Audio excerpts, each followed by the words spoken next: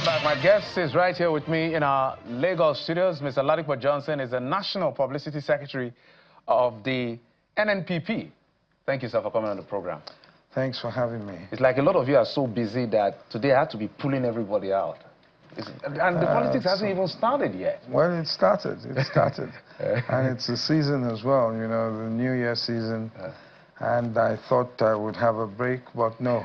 No, there's no break. We need to talk politics. Well, yes. Because in the next maybe 1 or 2 months, we should be seeing a timetable for the next election, depending on what plays out in the Electoral Act Amendment versus what INEC is preparing. So if that doesn't fall through, we should see that by February, March, or April, Max. Else, we may have to adjust the timetable and re-amend the election. But let's talk about your party. Nobody saw this coming, to be very honest. Nobody, because just like certain states in the South, I'll give you an example. Delta, Rivers, for instance, Kano. Whether or not the defects, even the opposition, the ruling party, I've interviewed members of the ruling party who say, these people, you know, they are good to go. But so they are glad they are joining their party. What exactly is going on with this massive move of governors that we now have NNPP may be listed as, you know, enlisted as part of those who have moved to the APC? Well, I think that the governors would know individually the reasons why they are fawning over the president or over the APC. Some have moved from the PDP and what have you. Your guess is as good as mine as to why they're moving. I'm not so sure it's about good governance or about the fact that the country may be where... They say they want to connect to the center. So connecting to the center means they're going to give them more money. Exactly. So I'm just saying, you're the politician. I'm just a journalist. It's such a shame, you know, it's a pity. But I think and I hope that the people of the country, at the end of the day, it's only the people that will decide or could decide what would happen. You understand? Notwithstanding, even if you have 36 states, if you have 36 governors, if the people come out, you understand, then something else might happen. But it's not over until it's over.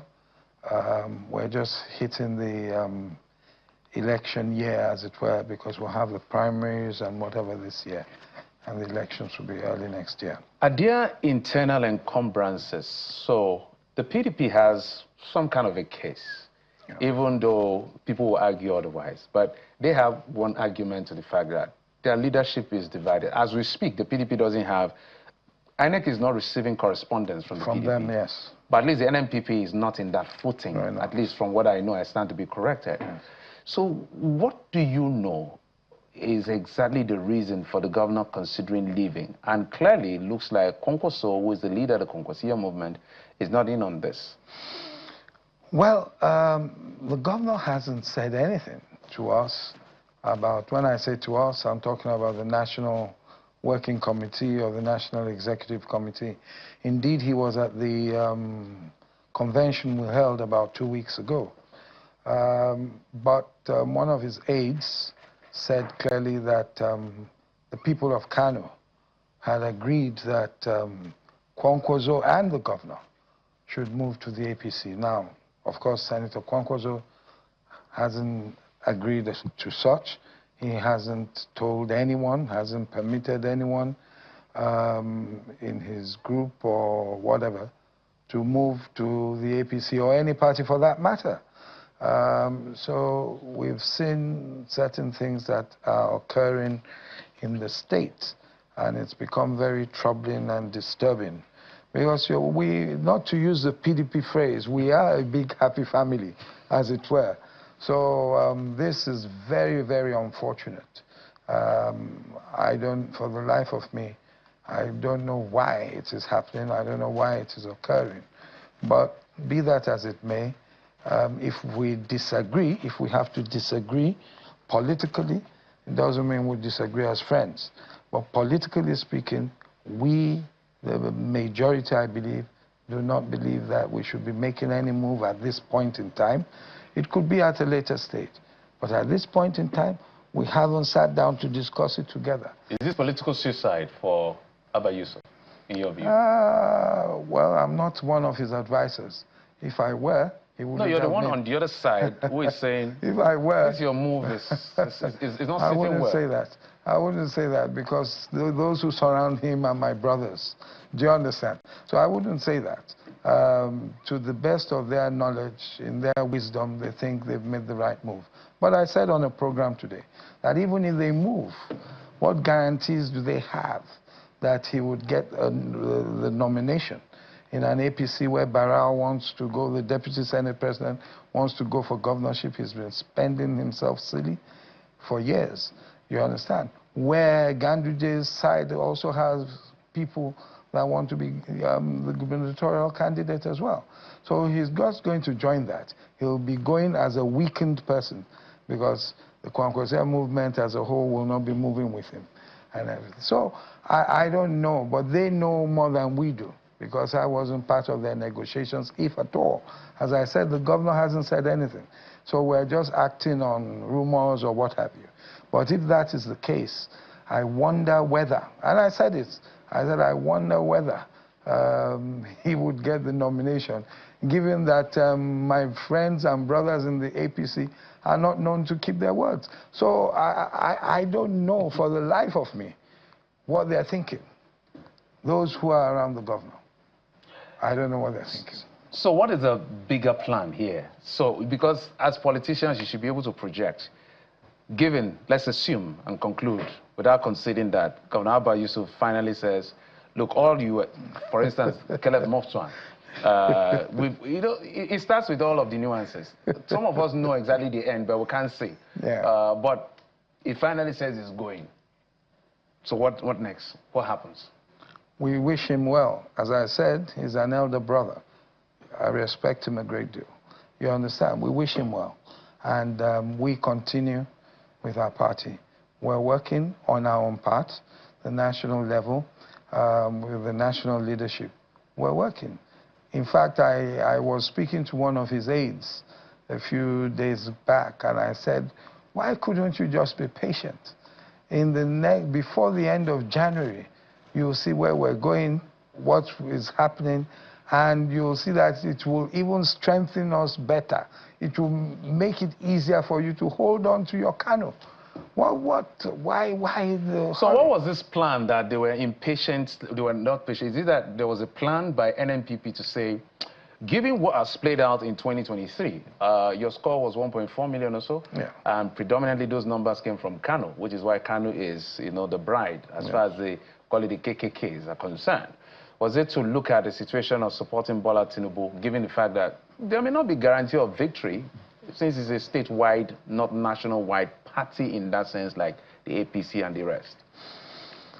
Well, you know, there's always been two things there. There are those who are, and I'm sure they're not happy I'm saying this, there are those who are with Senator Kwankwaso, who believe that he should be beamed on the national stage. And there are those who are very parochial. All they care about is Kano. So for those who are Kano, they're like, look, let's just hold on to this state. We finally have a state, let's hold on to it. You understand? Others will say, yes, we should be part of the national discourse. Kano has the population, it's a commercial nerve center of the north, of northern Nigeria. It should have a say in Nigeria.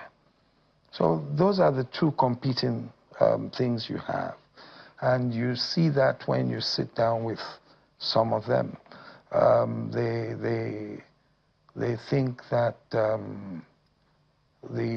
Kwankwasia movement is spreading and shouldn't really be spreading.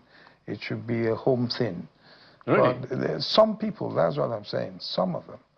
But, well, whichever way you look at it, Senator Kwankwaso is on the national stage. He can't run back to Kano. He's already on the national stage. And whether they like it or not, Kano State, by the fact that it has the population it has, it has the votes that it has, and the fact that it is the commercial nerve center of, of northern Nigeria is on the national stage. Right. And that is why you've had the issues that we've had, the Emirates issue, all those issues, all part of what you're seeing now. I don't want to say the APC now, but some people have not let them rest, as it were, even after the Supreme Court. They've been under attack also. Well, we're due for a break. When we come back, I'm going to ask some direct questions, which I'll need you to give me some direct answers. But we'll come back after this break. Join us again. Welcome back. I'm still with the National Publicity Secretary of the NNPP, Mr. Ladipo Johnson, right here in our Lagos studios. And as we say, the story is out there, even though you said the governor has not made any official statement. It starts with all of the things we know happening. So direct questions I did promise. First, will Kwankwaso Rebiu be running again for president? I don't know that for certain now. I don't. We have considered several things, including the fact that a lot of people feel that the South should still have some 4 years, and then goes back to the North for another 8 years. So that is one of the considerations, but that's there as well. So if that is taken into consideration, then he might not. Doesn't mean he won't run for something else. Do you understand? So I can't tell you he's running or he's not running, but all cards are on the table still. Okay, fantastic. I think that's a very good political answer. So let's talk about the view, some national issues now. The view of your party as far as this issue of the tax laws is concerned. We've talked about the tax laws over and over and over and over again, but I don't know whether I've heard so much from the NNPP because the very initial pushback to this tax reform came from the North, yes, which had to do with the redistribution of the VAT formula, and that had to be, there's some intervention. Now people are agitating over some clauses, gazetting issues, regazetting issues. What's the position of the party as far as this tax law is concerned? The government constantly says, you see what we're bringing to you is going to put more money in your pocket. The people are saying you're lying. You want to take the one we have that you've already put us through the hell you put us through and promising us a better future. So what do you make of it? I think that when you still have so many questions, buts and issues being raised, the government should have waited, maybe just to tidy up before, I won't say rushing in, before commencing what it has commenced now. That much I'll say. I won't go into each individual issue, as it were, but as a whole, they should have. And it might end up being the way they let the Naira float and removed fuel subsidy both at the same time. We saw what happened. So this government has shown that it doesn't listen to the voice of the people, or the voices of the people, and they do what they want to do. The counter-argument by the government is always the fact that they had no choice. So let me give you the numbers they always play at us. First, there were backlogs that in the aviation sector, 7 billion, so you can do the numbers in terms of trillions of naira, 6 trillion, 5 trillion in terms of fuel subsidy. Electricity subsidy was on the fringes as well, about 3 trillion. We had huge debts, other encumbrances coming to over maybe 21 to 27 trillion naira. So the fastest thing to do, in their view, was what they call in economics optimization. What wage bill can we take off immediately so that we don't tank, where 96% of our revenue is going to servicing debt? Now they've done better in terms of giving us some level of leeway to be able to spend a bit more. So is that not a valid argument? Have you added the borrowing? No, I added the debts they also... No, the debts that they inherited. Have they added the one they've added to it? They've added to it, I know that. Yeah, that's about 140, 150 trillion now as we speak. So you see, they're adding debts to the thing. They're not reducing spending. You say they're removing some things from, have they reduced their own spending? Do you understand? They haven't. So the average man on the street has not seen any seriousness in this government to say that, oh, Senate is no longer taking this, that, because we are tightening our belts. They too want to tighten their belt. They haven't done that. All we see is that you got in. Let's assume Buhari's government, God rest his soul, was so bad, and Naira was at 400 and something. And within a year or two, you brought it down to 1,600 and something. Now it's back to 1,500 and something, and you're telling me you are doing well. Take it back to the 400 before you begin to tell me that you're doing well. That's part of the subsidy they also remove.